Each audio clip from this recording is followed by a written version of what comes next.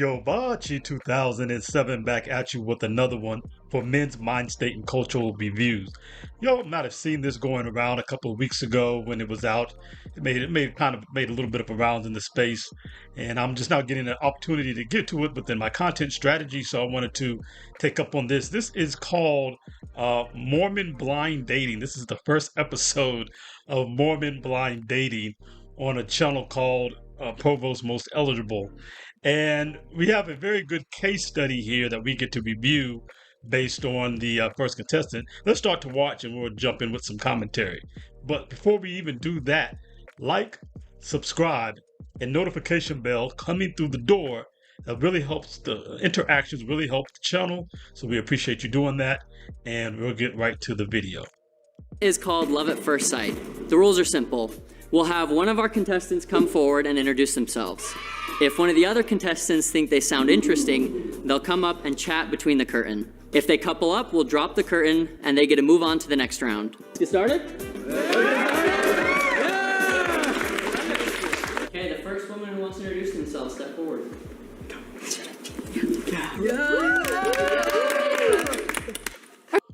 Why were the other women baying her to go ahead and go first? I almost feel like this was a setup, especially based on what happens. But let's see, and we'll talk about it more. Okay, I'm Riley. I'm 24. I'm from Houston, Texas. And honestly, I'm down for any good adventure. I just got scuba dive certified and I'm planning to go to Australia this summer, so I'm super excited about that.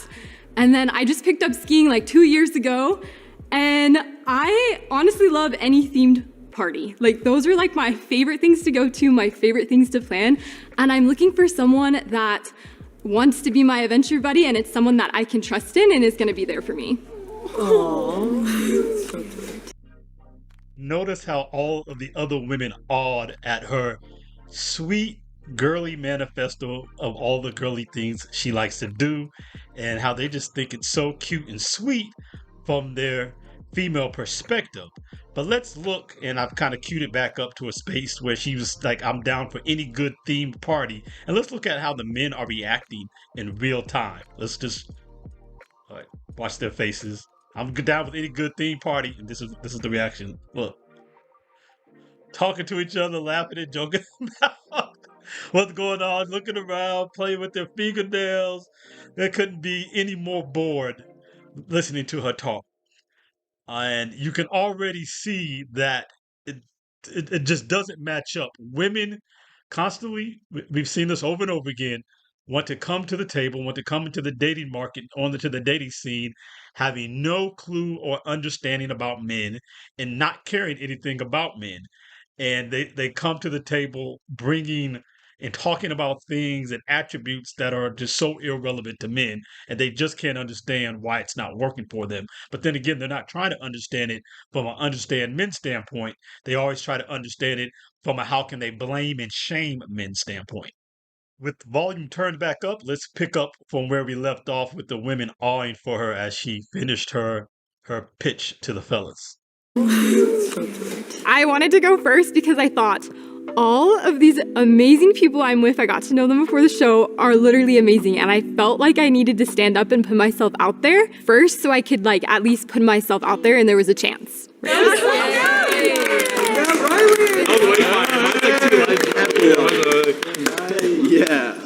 Okay, if any gentleman would like to get to know Riley more, please step forward.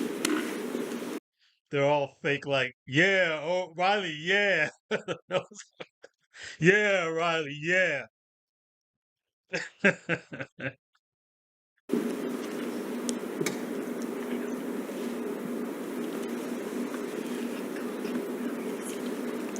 They're nervous. They're scared. They're so scared. Come on. The women are trying to bait the men into accepting what women want to accept. Of course, they're going to be girls, and they want to support each other in this moment. And I would feel sorry for Riley as well, but I'm not because of what's going to come a little bit later. But let's continue. Okay, Riley, we're going to have you sit down, but thank you for introducing yourself.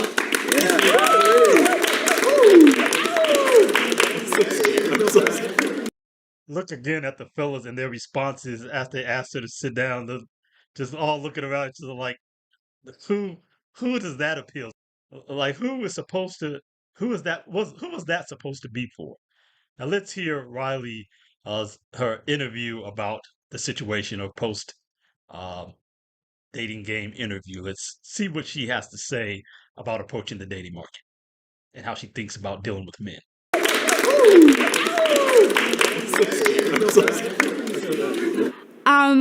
I think I probably shouldn't have gone up first. But I mean, I put myself out there. I'm proud of what I put out there. It kind of is not the best thing when no one stood up. Like, it is a little frustrating. It feels like no one ever wants to, like, pick me. Not that I want to be a pick me girl. See, and there it is.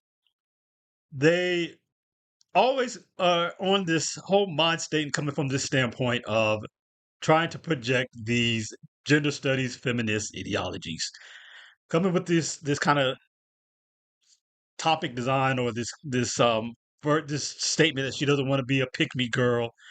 Okay, so you wanted to get picked, but you don't want to be a pick me.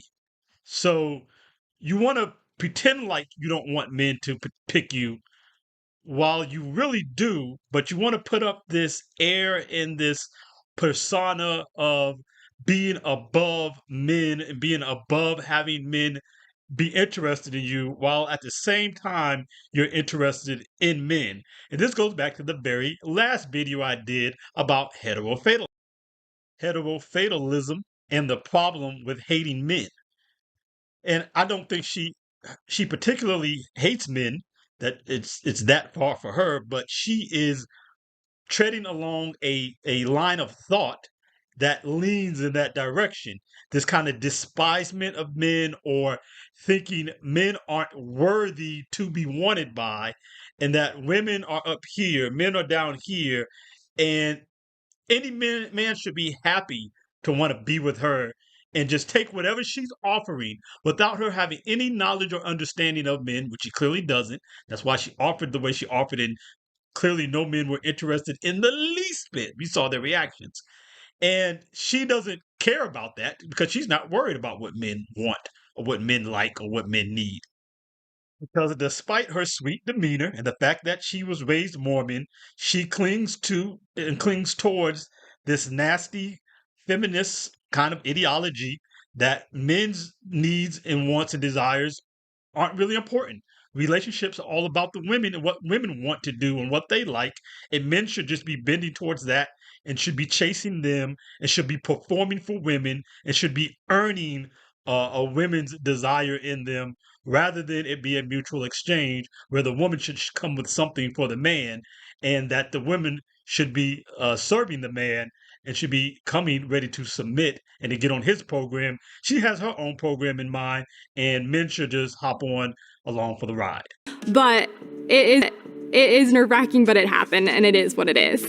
Dating in Provo can be really frustrating, yes. The only way to describe Provo dating is that it's the trenches, the absolute trenches. I think that it's okay, not great. It's not good. It's really bad. It's bad. They want to get serious really quick. I feel like everyone's looking to just like get married. You know? So even though these women were raised to be wives and to get married and this raised in this Mormon culture, uh, it's still, they again are still taking on general cultural ideals of uh, where how women should relate to men, and they are not really following in the traditional mind state. They still so the difference here is they at least want the ideal of getting married, as that fellow said. But then the men aren't interested in marriage anymore either because I don't think the product that they're getting for marriage is what it used to be. Because again, these women still want the form of marriage, but who do they want to be to a man in a marriage? Do these Mormon raised women who are raised in a culture to have to be wives and to have children and to have families, do they want to have a marriage that looks like the marriage that these and the wives that these guys would have grown up with their mothers? And the answer, I'm thinking, from what we're seeing here, is no. And so the men don't want marriage either, because why do they want to get married to get a raw deal that they don't get the benefits of what should come from a woman to the man in the marriage, while they're, of course, expected to bring all the things to the marriage that a man has always had to bring. So they don't get any of the benefits, but they get all the work and responsibility and pressure and the load.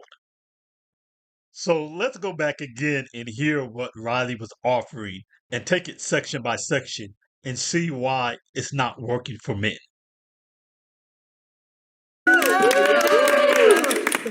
Okay, I'm Riley. I'm 24. I'm from Houston, Texas. And honestly, I'm down for any good adventure. I just got scuba dive certified and I'm planning to go to Australia this summer, so I'm super excited about. Okay, she's down for any good adventure. Cool, it sounds okay. She's scuba diving. She's got her plans trip for Australia. That makes her an interesting person in a general sense. But what does this have to do with relationship or attraction? So you want to just do adventures and so forth. Who really cares? About that. And then I just picked up skiing like 2 years ago. And I honestly love any themed party. Like, those are like my favorite things to go to, my favorite things to plan. This is the guy's really checked out. This sounds like the worst to men. And if she understood men at all, she took any time to want to understand men, she would have known this and know that this is not something to lead with. She could like this, and this is fine. But the fact that she's coming to the dating scene and leading with this is the problem. She thinks this is something to pitch to men. And men are saying, if this is what you're pitching to me, you're like, oh my goodness, I'm gonna have to be in a relationship where she's gonna expect me to participate in silly themed parties and go to these like Oktoberfest and dress up and go to these, what do they call them? I forgot what those kind of carnivals are called. Not carnival. The Renaissance Fest. Yeah, when they dressed up in medieval stuff, and you probably got to go to the pumpkin patch about this time of year for 2 or 3 hours and take a bunch of Instagram selfies with pumpkins in a pumpkin patch and do all kinds of silly stuff like that that nobody wants to do. If a man really likes you and really wants to be with you, he'll accept doing some of that. What men won't like is being expected to do a lot of that and consistently, and you want them to get dressed up too because you like getting dressed up in these corny outfits with theme stuff, and that's just not appealing to men. And you would have known that if you took any time to know and understand men rather than just throwing to men whatever you want to throw at them and expecting to accept it. And even going back to the first part about she's getting ready to travel to Australia, this is more of the women doing all this traveling stuff to soothe their soul. They put traveling in place of relationships, and they think they can gain fulfillment out of being well traveled and all this. And you're back into all these things where you're expecting the man to pay for the travel or for him to want to go and travel for the things that you want to do. It sounds like maybe she's actually going to do something interesting, against the per typical of women who mostly want to go to resorts and sit on the beach with glasses of various liquors and drink fruity drinks and go, and that's basically they want you to spend thousands of dollars just to do that. Go to spas. They don't even leave the resort. They don't even see the country that they're going to. They're not actually interested in traveling for the beauty and the grandeur of the culture they're going to, for the country that they're going to, and to learn about the culture. That should be the reason for traveling. It's just about going somewhere luxurious, saying you went there, taking Instagram selfies to floss on other folks back home, and go, ooh, and there's no reason why a man should want to participate in that. She at least seemed like she was going to do something vis-a-vis uh, the sea and the wildlife in the water there in Australia. But still, as soon as she started talking about um, any themed party, this is what the men started doing. They were just gone. They were absolutely checked out at that point, and probably hearing her voice too. She needs to work on that voice, that immature little girl's voice. Um, she can maybe try to work on that. Well, the lessons here that we can see are really lessons for women. If you're really interested in men, you're going to have to understand and learn what men are about. And otherwise, men don't have to take interest in women. All the other women we're talking about, the men are shy and this, that, and the other. No, as we could see in the preview of the video, without me even going through the rest of the video, other men stepped up for other women. They heard her voice and they heard her coming with a bunch of stuff that she wants to do and not talking about anything that she's bringing or offering to the men for why they should be interested. And so men don't have to accept this, and this is what men have to come to because used to be a time in space where men would just accept whatever women were throwing at them, and more men are not doing that anymore. So, like these fellas did, you guys need to stand on your standards for what you want and require for a woman from a woman, and don't feel shamed by women for telling you that you should want whatever another woman is offering you. How dare you guys not step up for this sweet young lady? You guys are shy and trying to shake. No, they weren't shy. These dudes just weren't interested in her, and they don't have to be. And men don't have to lower their standards to accept just whatever women want to throw at them. I'm Yobachi 2007 for Men's Mind State and Cultural Review. Please hit one of these videos and check out another video that's probably popping up right about now. And then like, subscribe, and hit the notification bell on your way out the door. I'll catch you on the next one. Peace.